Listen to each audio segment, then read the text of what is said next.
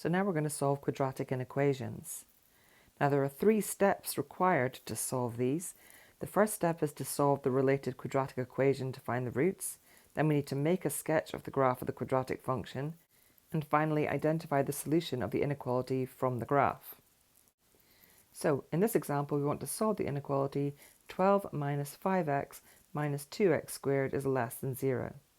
So first of all we need to solve the related quadratic equation to find the roots so that we can make our sketch, and we don't have a unitary x squared term, so we're going to find our magic number, and our magic number is 12 times negative 2, which is negative 24.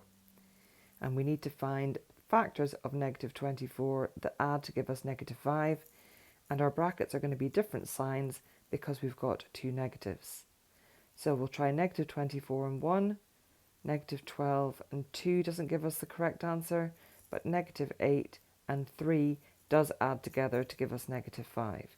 So we're going to substitute that back in.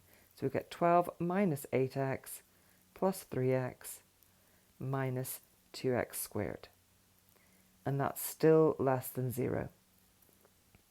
So we're going to factorize the first 2 terms, the 12 minus 8x, and the highest common factor is going to be 4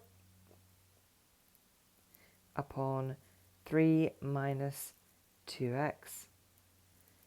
Now we're going to factorize the second 2 terms, keeping in mind that we are wanting our repeated bracket to be 3 minus 2x.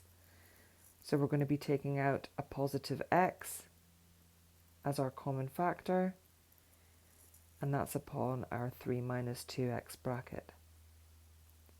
And that's going to be less than 0.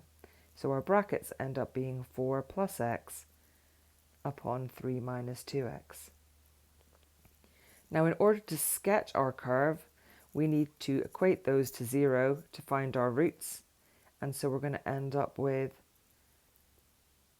4 plus x equals 0. And that's going to give us x equals negative 4. And we're going to have 3 minus 2x equals 0, giving us a root of x equals 3 over 2.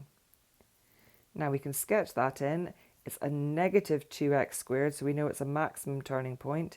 Our roots are 3 over 2 and negative 4, and it's going to cross the y-axis at 12, and we can sketch it in. And if we go back to our inequality, it's telling us that we want to know when this inequality is going to be true for less than 0. So we can mark that on as any value that is less than negative 4 and greater than 3 over 2. So our solution to this inequality is x is less than negative 4 and x is greater than 3 over 2.